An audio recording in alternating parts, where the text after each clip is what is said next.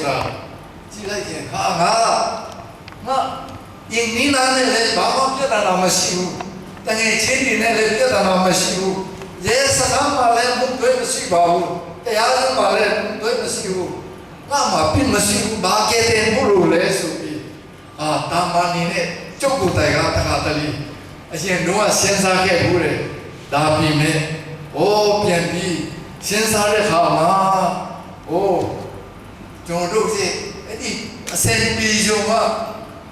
အပြည့်စုံခြင်းမဟုတ်ဘူးဒီမှာငါတို့ဘာပြဿနာဖြစ်ကုန်လဲဆိုတော့ဒါကဘာရဲ့အစမှာအာရနဲ့ဤဝါကပထမဆုံးတော့လူယောက်ျားနဲ့လူမိန်းမက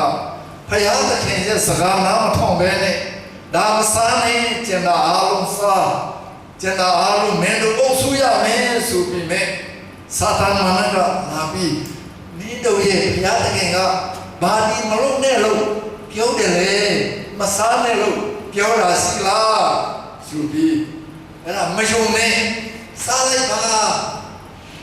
စားလို့လည်းကောင်းတယ်ကျုံလည်းချောမယ်ညံလည်းပွားမယ်စားလိုက်ဘာမှမဖြစ်ဘူးတည်လည်းမတည်ဘူးဆိုပြီးတွေးဆောင်တဲ့အခါမှာသူတို့ကအဲ့လိုဆိုလဲစားကြည့်ရအောင်ဆိုပြီးစားတာနဲ့ဘုရားစကားနားမထောင်တဲ့အမျိုးတပါးတီတော့တီလာဖြစ်တဲ့ဒီခေတ်မှာငါးပါးတီလာလုံမအပင်နဲ့လွတ်တယ်စစ်ပါးတီလာလုံမကောင်းရဘုံစေပါးတီလာလို့အစင်းစင်းရှိတယ်အဲ့ဒီအချိန်မှာတပါးတီတော့တီလာမလုံလို့ဒါသူတို့ကပါလေဆိုတော့လူအင်တတ်မြင့်ဘာလို့ခေါ်တဲ့သစ္စာတရားလေးပါထဲကလူအင်တတ်မြင့်ခေါ်တဲ့သမုဒ္ဒရာသစ္စာတရားကိုချိုးဖောက်တဲ့ခါမှာစားလိုက်အဲ့ဒါနဲ့ဒုက္ခသစ္စာတရားထဲမှာကျဆင်းသွားပြီဦးချင်းနာချင်းတည်ချင်းခေါ်တဲ့သစ္စာတရားထဲမှာရောက်လာပြီဒုတိယသစ္စာတရားထဲရောက်လာပြီအဲ့ဒါကိုတိစားတဲ့ဘုရားစကားနားမထောင်တဲ့အာသာနဲ့ဤဝရဲ့မြို့နယ်တွေကအဲ့ဒါကိုမလုပ်ချင်းပါဘူးဆိုပြီးလူကောင်းဖြစ်တော်ကျူးစားပြီးနဲ့ကျမ်းစာကဘာပြောလဲဆိုတော့ဘာလဲအတယောဘီလူမဲအာဖရိကလူမဲတယောက်ကငါအတားမဲတာမလုပ်ချင်းဘူးပြုအောင်ကျူးစားမယ်ဆိုပြီးမဲ့သူဟာသူကျူးစားနေမဲ့မဖြူနိုင်ဘူးကျက်တိကလည်းပဲသူ့ရဲ့ကြောက်စရာကောင်းတဲ့ယွန်းစရာကောင်းတဲ့သူ့ရဲ့ကွက်ကြားကြီးတွေကိုမလူချင်ပါဘူးတဲ့အဲ့ဒါကိုဒီကွက်တွေကိုကြောက်စရာကောင်းတဲ့ကွက်ကိုဖြူဖွေးအောင်လာအောင်လူချင်ပြီမဲ့သူဟာသူဘယ်လောက်ကျူးစားမရပါဘူးတဲ့လူဒီကလည်းပဲကိုယ်ထဲမှာပါတဲ့အပစ်တော်ကိုလော့တော်ကျူးစားပြီမဲ့ကျူးစားမှုနဲ့မရဘူးတဲ့တစ်စက်တည်းမှာစာလံကျင်းမှာအမိဝင်းတွင်းကနေမွေးစားတဲ့ကငါဒီအဖြစ်ပါလာ၏ဆိုပြီးဒီမှာဒီနေ့ဇေဝန္ဒီလေရှိကြတဲ့လူငယ်တွေမှာမွေးစားတဲ့ကဘာမှမလုပ်ဘူးဒါပေမဲ့ဗီဇာအဖြစ်တိစားတဲ့မြို့ဖြစ်လို့ငါတို့မှာအဖြစ်ပါလာကြပြီမွေးတဲ့ကဒါတင်းစရာမလိုဘူးဒါအပိလောရတဲ့ဒီစံမလို့စိတ်ဆိုးရာတော့တာထားလို့လည်းတာပြီတဲ့ဒီစံမလို့လို့တာပြီအဲ့ဒါအဲ့ဒီအပိတော်မွေးစားတဲ့ကပါလာတဲ့ဟာကိုဒီသူကအဲ့ဒါကြောက်တော့လုပ်နိုင်ပါလေဆိုပြီးဒီအခုစာလံ51အငယ်9မှာအဲ့ဒါတစ်ချက်အဲ့ဒါမလုပ်နိုင်ပါဘူးမွေးစားကနေပြပါတယ်ဆိုတာပြီးတော့ဂျေရမီခန်းကြီး73အငယ်23မှာအဲ့ဒီခုနပြောတဲ့ကျက်တိကသူ့ကွက်ကိုမလူချင်းပြီမဲ့သူဟာသူကြွလို့မရဘူးအဲ့ဒါနဲ့သူရဲ့လူသားတွေကကိုယ့်ရဲ့ပြစ်တော်ကိုမလူချင်းဘူးဒါပြီမဲ့မလွတ်နိုင်ကြဘူးတဲ့အဲ့ဒါကိုဓမ္မဟောင်းတဲ့လူချင်းဖြစ်တဲ့ဒီနေ့ငါပြစ်ဘာမှသူများနဲ့ပြဿနာမရှိပါဘူးဆိုရုံနဲ့မရသေးဘူးအထဲမှာဘယ်ရည်ကြုံတဲ့အခါမှာစေတဆူတတ်အဲ့ဒါပြဿနာဒီမတိမတာနဲ့ဒီနေ့ဆရာတရားဥစ္စာလောက်မဟုတ်ပြီမဲ့ဖ ရားရဲ့စာချင်းမျိုးဘယ်သူမှမလုပ်နိုင်ဘူးအခုအာတော့ကမှတ်တိုင်အခုဒီမှာဝက်ကူကိုယ်ချင်းဦးဆောင်တဲ့ဆရာအာတော့ကနားမှာအဲ့ဒီအာတော့ကမင်းကြီးကဘယ်လောက်ကြီးအောင်စီတီပေါင်းစစ်တောင်းလေးတောင်းစစ်တောင်းလားအပြည့်ကြတော့ခဏခဏမိတယ်ပြီးတော့မှရီတွန်းပေါင်းစီကပေါင်းနဲ့စစ်တောင်းစစ်တောင်းလားတူးခဲ့ပြီးတော့မှလူဒါနဒီပြုတ်ခဲ့တဲ့ဘယင်မြတ်တပါဒါပေမဲ့လောကမှာငါတော့ကောင်းမှုတူလုပ်တဲ့လူရှိမလားဆိုပြီးရှင်းစားမိတာနဲ့သူကဒီဘဝကုံဆုံးသွားတဲ့အခါမှာစပကြီးဝင်ပဲဖြစ်သွားတာအဲ့ဒါနဲ့သူ့ရဲ့ကျိုးစားမှုကဖြစ်နိုင်လားဆိုလဲကောင်းရာကိုရောက်လားဆိုတော့မရောက်နိုင်ဘူးအဲ့ဒါကျန်းစာဘယ်လောက်မှန်ကလဲဆိုတော့အဲ့လိုဖြစ်တော့အဲ့ဒါဘုရားကငါတို့တိစားတဲ့အချိန်မှာဒီလူသားတွေကဒုက္ခဆင်းရဲရောက်ကုန်မယ်ဆိုတာဘုရားကတည်ထားတဲ့အတွက်ဟေးမင်းတို့ဘယ်မှာလဲအာရမေဘုရားမစားနဲ့ဆိုတာမင်းတို့စားတယ်ဘာဖြစ်လို့စားတာလဲဆိုပြီးမြင်တဲ့အခါမှာဟိုမှာမွေကစားခိုင်လို့ဆိုပြီးအဲ့ဒီမှာဘုရားကဘာစီရင်ချက်ချမှလဲဆိုတော့ကဘာဦးချက်အခန်းကြီး3အငယ်15မှာအဲ့ဒီကဘာဦးကနေဘုရားက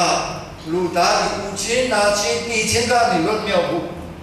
တိစားခိုင်တဲ့မွေထဲမှာဝင်စားတဲ့စာတန်မာနနဲ့ဒီမိမရမြို့နယ်စပ်ကြားမှာငါသာမြို့ဖွဲ့စီမယ်နောက်ဆုံးမှာမိမမြို့နယ်ဖြစ်သူကမွေရဲ့ခေါင်းကိုကြိတ်ရတယ်အဲ့ဒီမွေဆိုတာစာတန်မာနဝင်စားတဲ့မွေအဲ့ဒါကိုပြောချင်တာဖြစ်တယ်မိမမြို့နယ်ဆိုတာကတိစားတဲ့အပိတာအာရနဲ့ဤဝရဲ့တွေးမပါနဲ့သူတို့ရဲ့မြို့နယ်မဟုတ်တဲ့ဘုရားသခင်စီကကောင်းကင်ဘုံကတွတ်ဆဲလာတဲ့ယေရှုခရစ်ရဲ့ယေရှုခရစ်ကမိမမြို့နယ်နေနဲ့ဝိဖွာရမေတော်မာကြီးပိုက်ထဲကနေသူရဲ့တကူတော်တန်ဆင်းတော်ဝိညာဉ်တော်အပြင်ပရိသတိခံယူပြီးမှဝိဖွာလာတာဖြစ်လို့သူ့မှာဘာကိုနိုင်လဲအာရနဲ့ဤဝကိုလဲဖျားတဲ့စာတန်ကိုနိုင်တယ်သူကလူသားမျိုးဒီအာရနဲ့ဤဝရဲ့မျိုးနွယ်တွေကသူတို့ရဲ့ဆရာသမားသူတို့ကစာတန်ရဲ့စကားနားတဲ့အတွက်သူတို့မှာသူတို့ရဲ့ဆရာသမားကိုနိုင်ဖို့အကြောင်းမရှိတော့ဒါပေမဲ့ဒီစားခြင်းနဲ့လုံးဝမပတ်သက်တဲ့ဘုရားသခင်စီကလာတဲ့ဘုရားသားတော်ဖြစ်တဲ့ယေရှုကတန်ရှင်းတဲ့နေတော်မှာရင်ပိုက်ထဲကနေပရိသတ်ယူပြီးဝိဖွာလာတဲ့ခါမှာသူကအဲ့ဒီစာတန်မာနစေခေါင်းကိုကျိတ်မယ်ဒီချင်းတရားကိုသူကအနိုင်ယူပြီးမယ်သူအားဖြင့်ကယ်တင်ခြင်းကိုလောကလူသားအားလုံးပေါ်မှာပြရလိမ့်မယ်ဆိုပြီးဘာဦးကျန်ခါကြီးတော့ငယ်15ကနေစတဲ့ခဲ့တာဖြစ်တယ်ဒီခရစ်စမတ်လည်းနေလာလို့ဆိုတော့အဲ့ဒါလည်းနည်းနည်းကျုံးဝင်တော့မေတော်မာရှိကိုမင်းရဲ့ဘိုက်ထဲမှာလောကကိုကယ်တင်ပြီးဘုရားသားတော်ယေရှုခရစ်ကဝိညာဉ်တော်အပြင်ကိုဝန်ဆောင်မင်းဆိုပြီးမေတော်မာရှိစီမပြောတယ်မေတော်မာရှိကကိုတော်လူတော်စီတဲ့တိုက်ဖြစ်ပါစီဆိုပြီးကောင်းကင်တမန်စီမဝင်ကြတယ်သူနဲ့လက်ထပ်ဖို့ချင်းများဖို့ကာလန်ထားတဲ့သူယောက်ျားဇောတစီမလည်းပဲကောင်းကင်တမန်ကမင်းနဲ့လက်ထပ်ဖို့ဆောင်နေထားတဲ့မိမကလောကကြီးကိုကယ်တင်နေဘုရားသားတော်ယေရှုခရစ်ကသူ့ရဲ့ဘိုက်ထဲမှာတန်ဆင်းတော်ဝိညာဉ်တော်အပြင်ပရိသတ်ယူလိမ့်မယ်အထက်မလွှဲနဲ့ဆိုပြီးကောင်းကင်တမန်ကပြောတဲ့အတွက်ဇောတကလည်းဒီလိုလားဆိုပြီးသူမိမကိုအထက်မလွှဲဘူးတကယ်ကျတော့ကိုနဲ့လက်ထပ်နဲ့လို့မပြောနဲ့ယောက်ျားလေးတွေဆိုပူပြီးအတများတာဟောနော်ကိုရဲ့ရေးစားကိုတရားကနည်းနည်းနဲ့ဆောင်းထုတ်ကြည့်တာတော့မှဘယ်လိုဖြစ်လဲတော့လေးစိတ်ဆိုးတယ်ဟုတ်လားတရားနဲ့ရလောက်တော့မင်းမစားနိုင်တယ်လို့ဒီစိတ်ဖြစ်တတ်တယ်ဒါပေမဲ့အဲ့ဒါမှန်တယ်ဇောတကျတော့ဘာဖြစ်လို့ဒီမွေးနေ့ကရောသူမိမနဲ့မိုက်ဘဲနဲ့သူကခေါ်လို့နိုင်လဲဆိုတော့ကောင်းကင်တမန်ကတေချာပြောထားတာဖြစ်လို့အဲ့ဒါသူက có kiện tầm là tụi hiện vấn đề là dấu sầu lúa của mà có kiện tầm là kiểu thà là tụi chín ná lại lại thế là cái gì số mới phải là cái đấy luôn thế là hồ còn mà xuống là cái tên chi số là ba lẻ số là thế là các bạn u cả thì phải học cái sen này cái tên chi Giêsu mới bị mà mẫu Giêsu mà mới cái thì mà Giêsu cháu nè chế bị biểu mình suy đó là cái các bạn u trên cái này sao đấy đi mà Giêsu cụ tay cả thao ra thế số là mang có phải học cái thế số cái thế phải học cái cụ đồ này là cụ là con xin lỗi đồ đấy Giêsu Christ cụ là con bị chuẩn chỉ bị đấy số bị hiện giờ khán chỉ sẽ không nghe cũng mà biểu cái đó này hiện lúc cả Christ đồ hiện tiền tham nhiều bị để khám Christ đồ cụ tay cả ô đâm mà hoang chen lúc khó đấy các bạn u chen cả ni ba la đấy mô sĩရဲ့ပြည့်ညက်ကျမ်း၅ခုပြီးတော့ prophet တွေရဲ့ကျမ်းတွေစာလံကျမ်းတွေမှာယေရှုအကြောင်းဟောထားတဲ့အကြောင်းအရာတွေဒီနေ့ပြည့်စုံခြင်းဖြစ်တယ်တဲ့သူကထမြောက်ပြီးတဲ့အခါမှာခရစ်တော်ကအဲ့ဒါကိုပြောခဲ့တာအဲ့ဒါကြောင့်ယေရှုအကြောင်းဆိုတာမွေးဖွားပြီးမှအနောဝိနမိတ်ခဏဒီထိုးစားတဲ့ဖြစ်ပျက်တွေကြောင့်ယေရှုကိုခရစ်တော်လို့ခေါ်တာမဟုတ်ဘဲနဲ့ကဘာဘူးကခရစ်တော်ကြောင့်ကျူတင်ပြီးဟောတာအများကြီးရှိတာအဲ့ဒီမှာမိမမျိုးနွယ်ပြီးမွေးဖွားရမယ်အပြာဤတဲ့ဇာဘုတ်တို့ရဲ့မြို့ကနေဆင်းသက်ကြမယ်တဲ့လည်းမြို့မှာမွေးဖွားလိမ့်မယ်တတ်မှတ်ထားတဲ့ခုနှစ်မှာမွေးဖွားတော့ဖွားမြင်တော့နေတဲ့အဲ့ဒါလည်းရှိတယ်ဖွားမြင်စားတဲ့ခုနှစ်ကာလကိုဒါကြီးလာမှာပါတယ်ပြီးရင်ပညာရှင်များကဖူးမြော်ရမယ်ကလေးသူငယ်များတတ်ခံရမယ်ဘုံတကူနဲ့ပြည်စုံပြီးတော့မှအတော်ဝယ်နမိတ်လေးခဏဒီလွန်တူထမြောက်ခြင်းနဲ့ဆုနေထုတ်ခြင်းအနာရောဂါငြိမ်းချခြင်းစတဲ့တကူတွေကိုသူကပြရမယ်လူမျိုးပေါင်းကိုကယ်တင်ခြင်းပေးလိမ့်မယ်ရှိတဲ့ဖြစ်အသက်ပေးလို့ဒီခါမှုကြွလာတာဖြစ်တယ်တဲ့အဲ့ဒါကြီးပြီးတော့ငွေသား30နဲ့ရောင်းစားခံရမယ်အသက်ခံရမယ်စသဖြင့်ပြီးတော့သူ့ရဲ့ခြေဒီလက်တွေမှာထိုးဖောက်ပြီးတော့မှဒီခံရမယ်ကားလိုက်ပေါ်တင်ထားတဲ့ခါမှာသူ့ရဲ့ဝတ်လုံးဒီသူ့ရဲ့အဝတ်တော်တွေကိုခွဲယူခြင်းခံရမယ်တဲ့သူ့ရဲ့ယူဒီလည်းမကျူရဘူးတဲ့ဇာတဲ့ပြုတ်သူမြတ်အတွက်သူကတောင်းပေးရမယ်ဒီပေးတဲ့အခါမှာတချီရဲ့ဇာမှာတကျူရမယ်တဲ့ဒီခံပြီးသူ့ရဲ့မြောက်နေမှာထမြောက်ရမယ်တဲ့သူ့ကိုယုံကြည်တော်သူညမင်္ဂလာရှိကြမယ်တဲ့ခုနကဘာဦးကျန်ကဟာဒီလားတဲ့ပြီးတော့မှပရိနိယတရားတိဖြစ်တဲ့မိမြတ်တွေးတော်တွန်းလောင်းခြင်းဖြင့်လူအပေါင်းတို့ဟာအဖြစ်တွေးဝတ်တွေးကံတွေးတော့မှလွတ်ကျွတ်ခြင်းကိုပေးတနာတော်မဲဆိုပြီးကျမ်းစာကခရစ်တော်မမွေးကန်နှစ်960နှစ်2000လောက်ကနေစပြီးဟောထားတာဖြစ်တယ်လို့အဲ့ဒါနည်းငယ်ခရစ်တော်အကြောင်းကိုပူပြီးပြအောင်သူကဘယ်လိုပုဂ္ဂိုလ်လဲဆိုတာသိအောင်ပထမအပိုင်းမှာခရစ်တော်အကြောင်းကိုကျွန်တော်နည်းနည်းပုံစံကြောက်ဟောကျလန်းနဲ့ပြောနေကျမ်းပိုက်ကလေးကိုလူချင်းချင်းကျွန်တော်ယူလာတယ်နော်ဒါအရာသေးတယ်လို့ရှိရင်မလို့မနေရတော့သာသနာပြုခြင်းခေါင်းစဉ်နဲ့နောက်မှယူလို့ရမယ်စီဝီပြီးရင်ဒီကျမ်းပိုက်လေးတွေကိုဒီမှာမဖတ်တော့ဒီလောက်ဘုရားသခင်ကယေရှုအားဖြင့်ပြင်ဆင်တဲ့ဇာကိုလူသားပေါင်းကကြားနာတရင်ကောင်းလို့ပဲခေါ်တယ်ဒီ evangelic ဆိုတာလည်းပဲ Greek ဘာသာဖြစ်ပြီးတော့မှတရင်ကောင်းတဲ့ဒိတ်တွေကအင်္ဂလိပ်စကားနဲ့ကျတော့ gospel ဆိုပြီးရှိခိအင်္ဂလိပ်စကားနဲ့ gospel ဒါလည်း good news ပဲဒီခိအင်္ဂလိပ်စကားမှာ good news မြန်မာလိုကျတော့တရင်ကောင်းဒီအချက်တွေကိုတရင်ကောင်းလို့ခေါ်တာအခါတည်းကျတော့ gospel ကဘာလဲဟို evangelic ကဘာလဲဟို AC ကိုပြောတာလားဟို guide အကြောင်းကိုပြောတာလားဆိုပြီးစစ်ထဲမှာကျွန်တော်တို့တိုင်လုံးထွေးခဲ့လို့အဲ့ဒါကြောင့်ဟိုအဲ့ဒါကိုတရင်ကောင်းလို့ခေါ်တယ်ဒီတယူတို့တမန်တော်တို့ကဟောနေတာလေဒီအချက်တွေပဲသူတို့ကဟောနေတာဖြစ်တယ်လို့အဲ့ဒါကိုလူတိုင်းကြောင်းပြောရမယ်ခရစ်တော်ကိုယ်တိုင်ကတင်းပြောခိုင်းတာအဲ့ဒါကိုလူတိုင်းကြောင်းပြောဒါပြီးမဲ့သူတို့ယုံတာမယုံတာသူနဲ့မဆိုင်တော့ကြောင်းပြောဖို့က ယုံကြည်သူတိုင်းရဲ့ပါဝင်ကြားတဲ့လူကသူဟာသူဆုံးဖြတ်ရမယ်ခရစ်တော်ရဲ့တရားတော်ကြတော့လူမျိုးမရွေးဘာသာမရွေးယေရှုခရစ်ကကယ်တင်ခဲ့ပြီဆိုတာအဲ့ဒါကိုယုံကြည်တော်သူတိုင်းကကယ်တင်ခြင်းလို့ရောက်နေအဲ့ဒါလူဦးကြီးအနေနဲ့ပါတီပုံစံလူဦးကြီးပြိုင်တဲ့ပါလာလဲမဟုတ်လူအများကြီးခရစ်တော်ကိုယုံကြည်လို့လည်းဘာမှသူဟာမထူးနည်းနည်းလေးလည်းမထူးဒါပေမဲ့လူဒီကဒီကယ်တင်ခြင်းတရားကိုမကြားခဲ့တော့ဘုရားသခင်ကမဟောတဲ့လူကငါဖြစ်တယ်နဲ့မကြားတဲ့လူကသူအနည်းနာမှာမဟောတဲ့လူကငါဖြစ်တယ်နဲ့ကျမ်းစာမှာလာခဲ့တယ်အဲ့ဒါကြောင့်ကျွန်တော်တို့ကလူတိုင်းကြားပြီးပြောရဒီနေ့မြန်မာစီစဉ်ဟာကျွန်တော်ကိုယ်တိုင်ဘာဟောမလဲကျမ်းသားနဲ့အတားနဲ့ဟောအဲ့ဒါကျူးစားပြီးပြောတာဘုရားသခင်ကလူအပေါင်းဆိုတဲ့နေရာမှာကိုယ်တိုင်းပြည်မှာရှိတဲ့လူများစုပြီးမြန်မာပြည်တပြည်လုံးကဒီတတဲ့ကောင်းကိုကြားရှိခြင်းလို့အတင်းတော်ကလည်းမြန်မာစီစဉ်ပေးထားတာဖြစ်တယ်အဲ့ဒါကိုကျူးစားပြီးဟောပြောခြင်းဖြစ်တယ်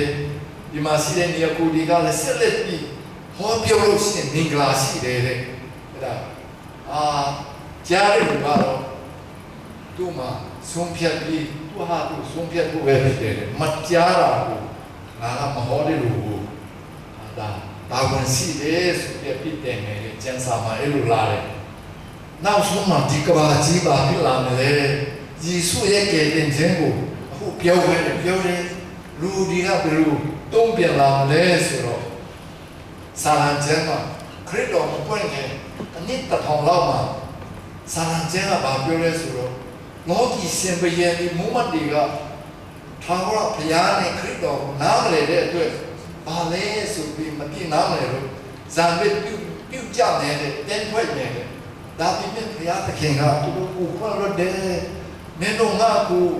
ဇာပြုမလားဆိုပြီးဘုရားသခင်အတွက်ဇီဆရာပဲဖြစ်နေတယ်ဘု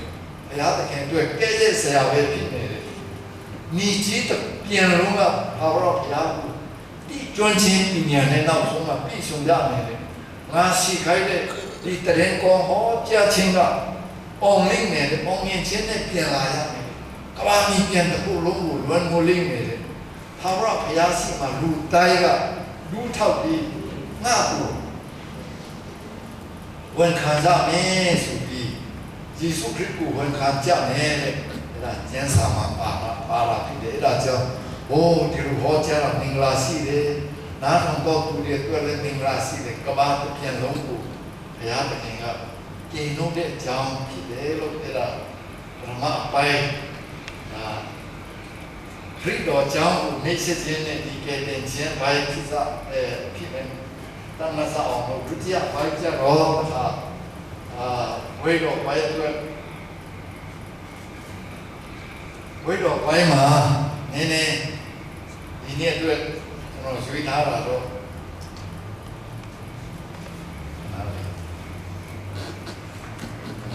စာရွက်ကြီးကနည်းနည်းချော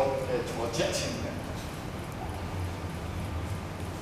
ဘွေတော်မင်္ဂလာပဲအတွက်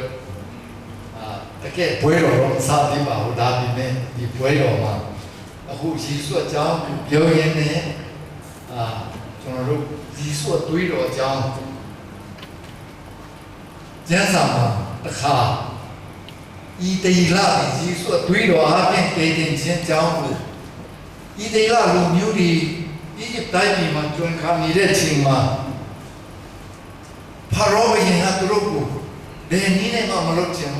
ဘယ်နဲ့ဒုက္ခပြီးတယ်ပြန်ပြီးလွတ်မြောက်စီခဲ့မယ်ဆိုပြီးမလွတ်ခြင်းပြန်နောက်ဆုံးကြတော့မင်းတို့သူ့အချီဒါမှမဟုတ်ရင်စိတ်အချီအပြစ်နာစာကင်းတဲ့အချီတကောင်ကိုတားကြမယ်အဲ့ဒီစိတ်သူတတ်ဖို့မရှိတယ်လို့မတတ်နိုင်တယ်လို့ဒီအတွက်လေးငါးရင်မိသားစုကိုပေါင်းရမယ်အဲ့ဒီသူစိတ်အချီရဲ့အသွေးကိုမင်းတို့ရဲ့စကားပေါ်မှာတုတ်ထားရမယ်အဲ့ဒီအသွေးပါတဲ့အင်အားလုံးမတရားဘူးအသွေးမပါတဲ့ဤစီလူမျိုးကြီးရဲ့အိမ်မှာအဝဆုံးတော့တာတရိစာတွေအားလုံးတည်ရမယ်လေအဲ့ဒါကိုပထမဘွဲပတ်တာခါဘွဲလို့ခေါ်တယ်အဲ့ဒါပါစပူပါပေါ့အင်္ဂလိပ်လိုပါစပူပါကို အတန်အားဖြင့်တာယူပြီးပါတကားလို့ခေါ်တာဖြစ်တယ်အဲ့ဒီမှာတကယ်အဲ့လိုလုပ်တဲ့အခါမှာဤရှိကျွမ်းလို့ကနေဤတေလာလူမျိုးအားလုံးမနဲ့ခဲမှာအတွေးမပါတဲ့ဤရှိလူမျိုးအားလုံးရဲ့တာဦးဒီသရိษံဒီတီအတွေးပါတဲ့ဣသရေလလူမျိုးဤတေလာလူမျိုးဒီရဲ့အိမ်မှာတရားမှဒီတဲ့လူမရှိဘူးအဲ့ဒါအားဖြင့်ဒီလိုလုံးမြောက်စားအဲ့ဒီပါတာဘွဲကဘယ်သူ့ကိုပုံဆောင်လဲဆိုတော့ယေရှုခရစ်အတွေးအားဖြင့်ယုံကြည်တော်သူအားလုံးသူချင်းနာချင်းဒီလောကမှာကျွန်တော်တို့အပိတာမျိုးဖြစ်နေခြင်းကနေကယ်တင်ခြင်းတို့ကြောင့်နဲ့အကြောင်းကိုပုံဆောင်ထားတာဖြစ်တယ်အဲ့ဒီအထီးဖြစ်တဲ့သူ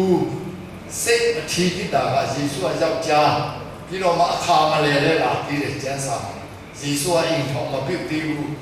လူပြဘဝနဲ့ပြီးတော့ဣဒနာစာဆိုတာကိုကြားတော့ဒါကြတော့ဘာလို့မရှိဘူးယေရှုကပြစ်ကဲတဲ့လူတယောက်ညီနေဆိုတာပုံဆောင်ထားတာဖြစ်တယ်အဲ့ဒါပထမကောလင်တူဩဝါဒစာခန်းကြီးငါမယ်ကိုငါတို့ဒီပတကာဘွယ်ကူတငယ်က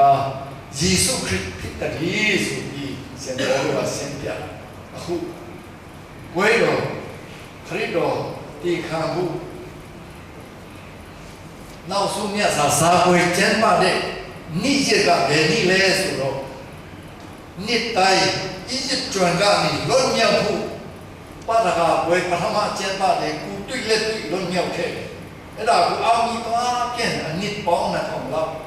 ကျမ်းပါပြီးတဲ့အခါမှာပါဒကာဘွယ်တူတတ်တဲ့နေ့အဲ့ဒီနေ့မှာယေရှုကအဲ့ဒီညစာစားပွဲကိုကျမ်းပါခဲ့တာဖြစ်တယ်အဲ့ဒါသူကိုယ်တိုင်အတိခံဖို့နစ်ပေါင်းနဲ့ထောင်လောက်ပုံဆောင်နေတဲ့ပါဒကာဘွယ်ကိုသူဒီခံစားနေနေ့မှာပါဒကာဘွယ်နေ့မှာပဲ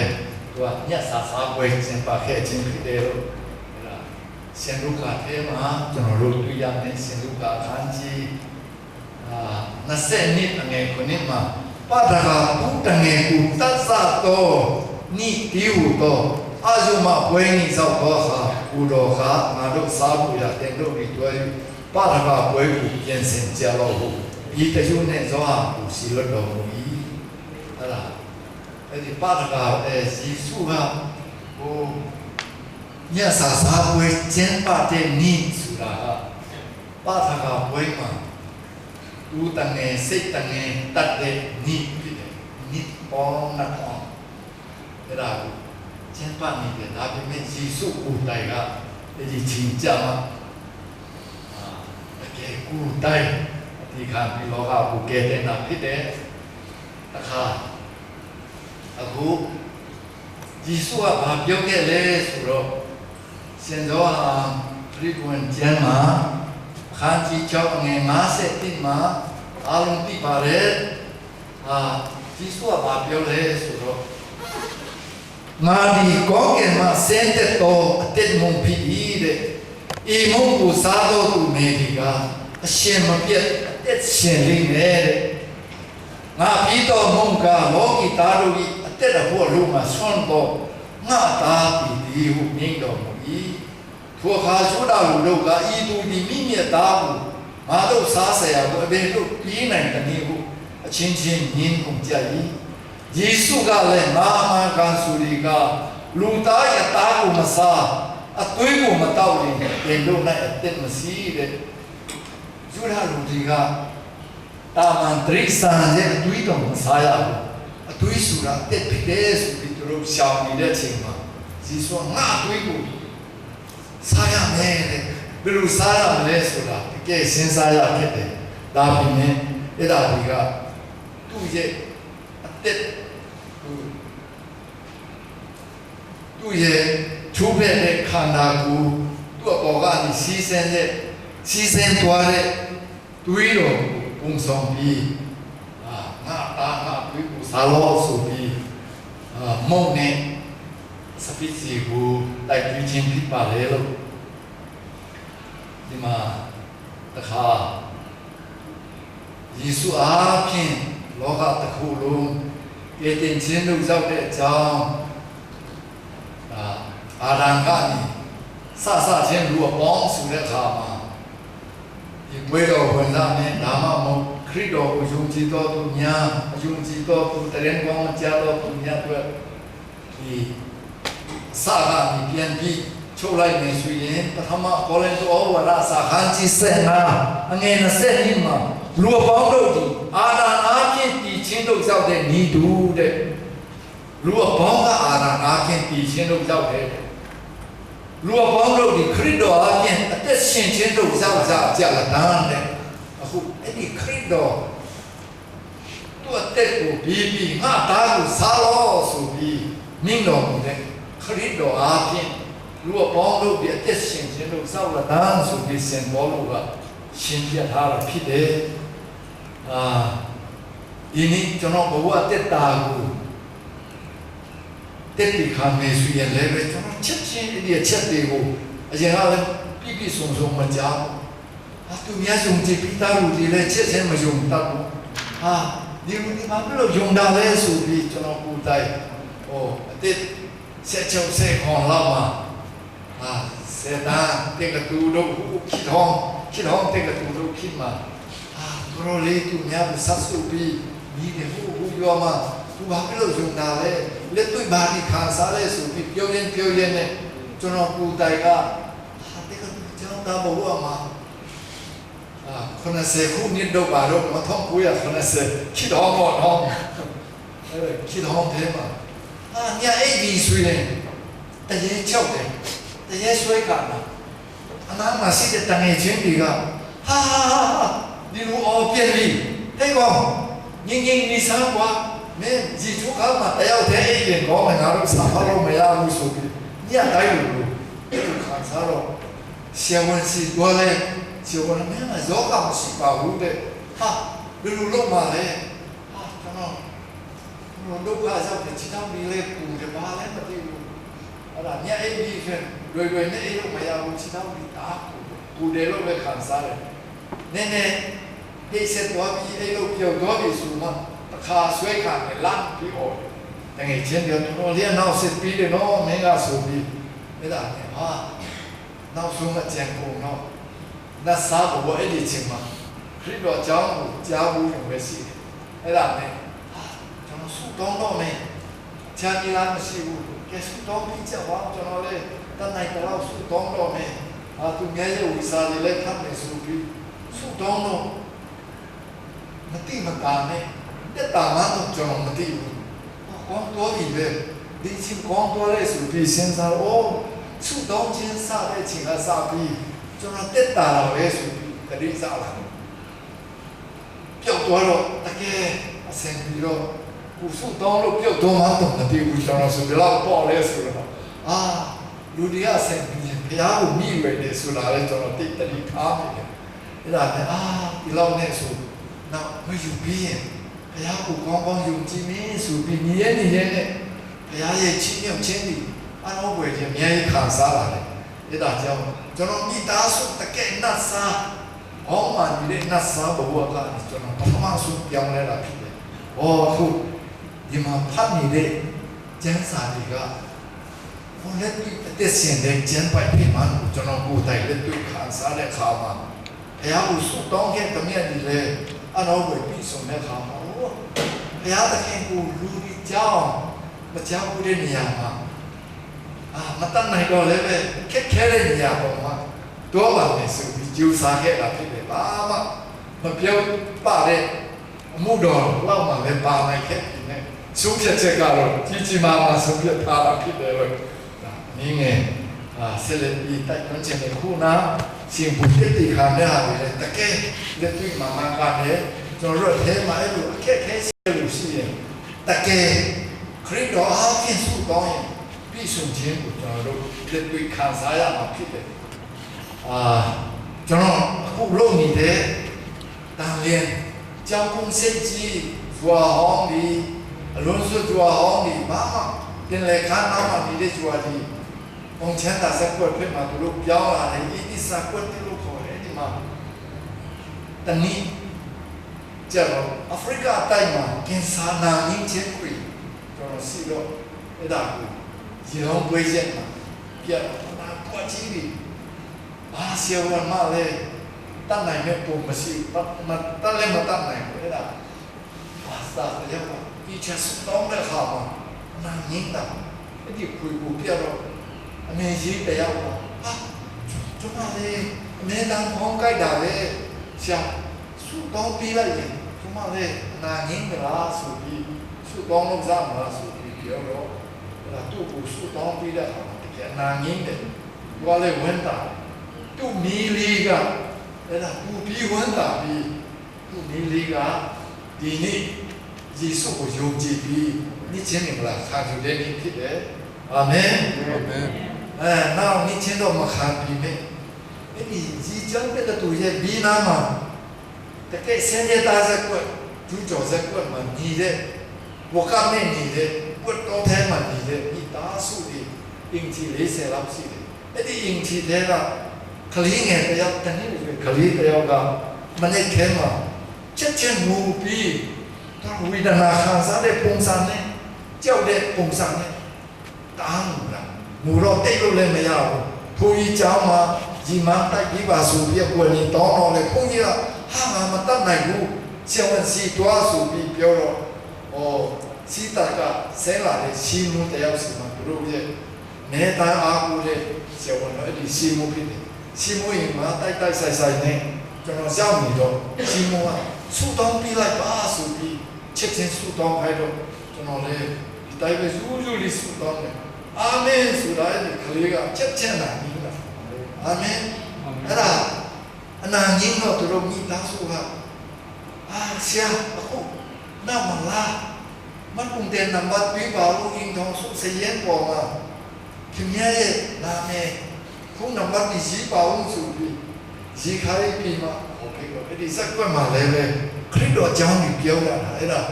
ကျွန်တော်တော်နဲ့ပြောတာမဟုတ်ဘူးလို့ပြောချင်တာအနာငင်းခြင်းနဲ့တကယ်ဖြစ်တယ်ဒီစကားလုံးတွေကတကယ်မှန်ကန်တဲ့ရှင်းမှန်တဲ့စကားဖြစ်တဲ့အကြောင်းတက်ပြီးပေါ်ပြလို့ပါတယ်ဒီစကွတ်ထဲမှာလည်းဘွယ်ဒီဘလောက်ထူထူ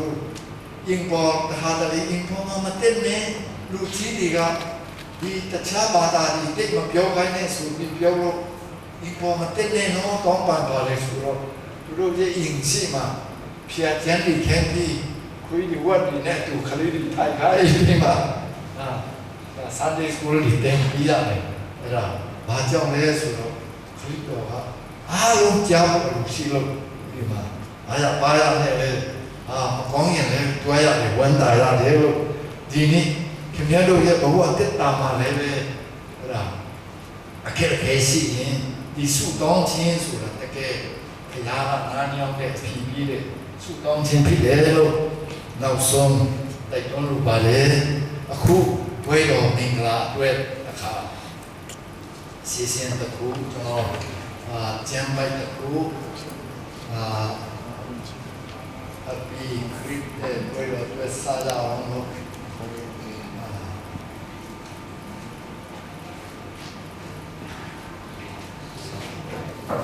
ပထမအဆုံးကျမ်းပိုက်တခုဖတ်မယ်ဒီကျမ်းပိုက်မှာ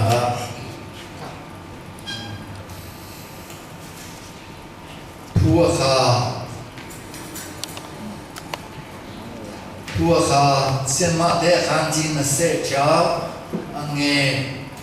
นเสเจ้าผู้ข้าสาเลียนมีเจ้าเสียนเวนจีสุดีมงกูอยู่ยุยจีอยู่ดอกกูชีมอนปีมามงกูเพยุยอีมงกามาอีกูพิดีอยู่ยุยสาเจ้าเราหูมิ่งดอกมูเรียตะพี่ดอกดัวปีดอกมูอี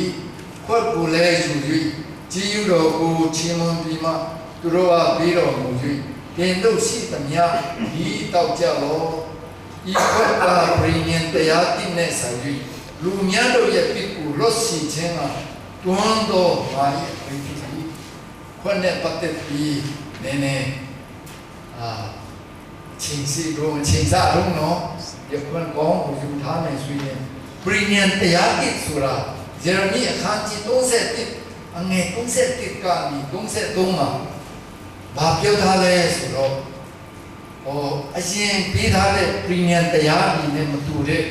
premium တရားတစ်ဆိုတဲ့စကားလုံးဓမ္မဟောင်းမှာတွေ့ရမယ်ဒါဖတ်ပြမယ်ဤလိုမိမိဘူဘီတို့ကိုလက်ဆွဲ၍ရဲကိုတူပြီးမှဆုံးသွားသောဟာသူတို့၌ငါပြီးသော premium တရားနဲ့ချမ်းသာသော premium တရားတစ်ကိုဤတေလမြို့ဟာသုဒ္ဓမြို့တို့၌အမျိုးသားဤတေလမြို့သားသုဒ္ဓမြို့သားတို့၌ငါပြီးသောချင်းကာလရောက်လိမ့်မယ်အရင်ငါပြီးဘူးသော premium တရားကိုသူတို့ဒီဖြစ်၍ငါဒီလည်းသူတို့ကိုယွန်ရှာ၏နောင်ကာလခါဤတေလမြို့သားတို့၌ငါပြီးအပ်သော premium တရား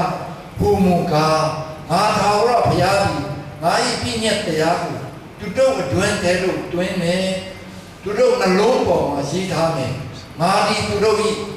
ဘုရားဖြစ်မယ်သူတို့ဒီလည်းငါ၏လူဖြစ်လိမ့်မယ်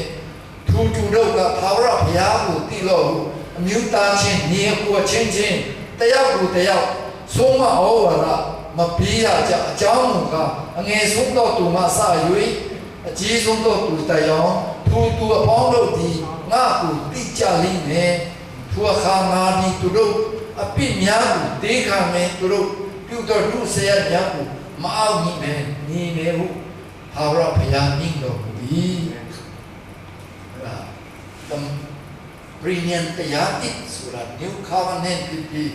အင်္ဂလိပ်ပြီးကျမ်းစာကြည့်လိုက်ရင် New Testament ဆိုပြီးစီးလာအမှန်က New Testament ဆိုတာ premium တရားတစ်ပဲဖြစ်တာအဲ့ဒါcovenant ကျတော့အင်္ဂလိပ် testament ကျတော့Latin ဖြစ်တာအဲ့ဒါဓမ္မတိကျမ်းတစ်ခုလုံးက premium တရားတစ်နဲ့ဆိုင်တဲ့ဓမ္မတိကျမ်း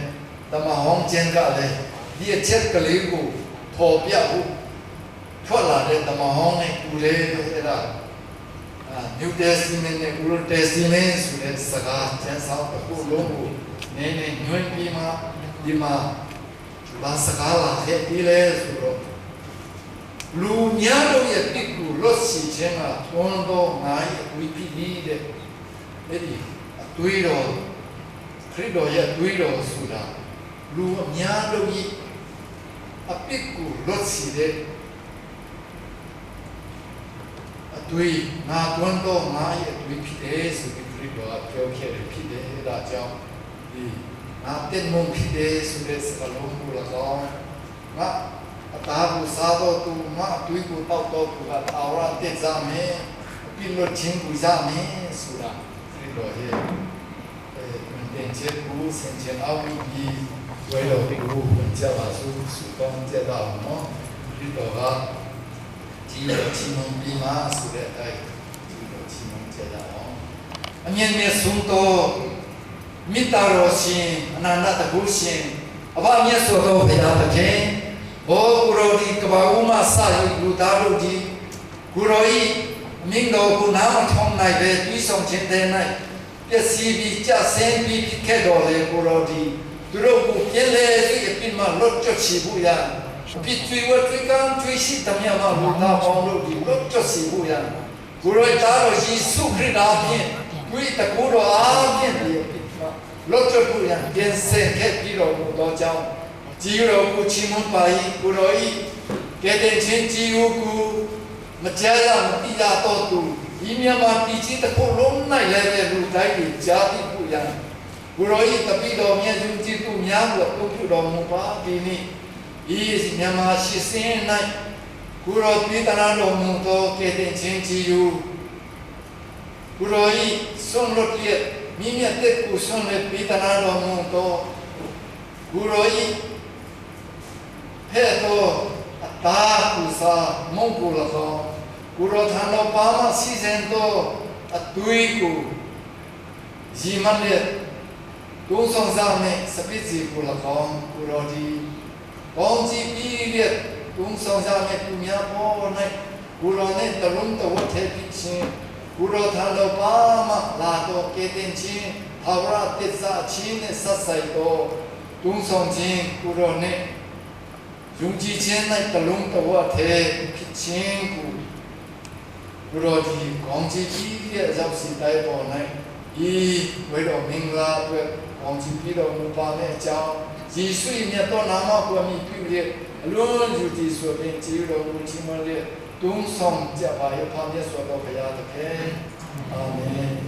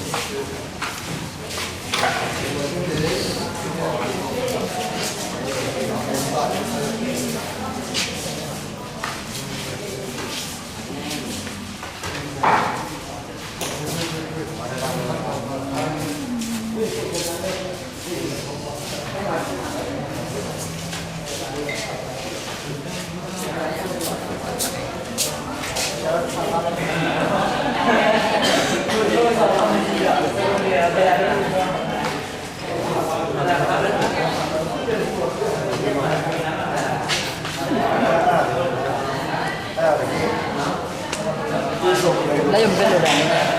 哎，老哥，开心了。真的了，真的有点啥？不要这样。真的没有，傻子，妈的呀！哎呀，不要紧了。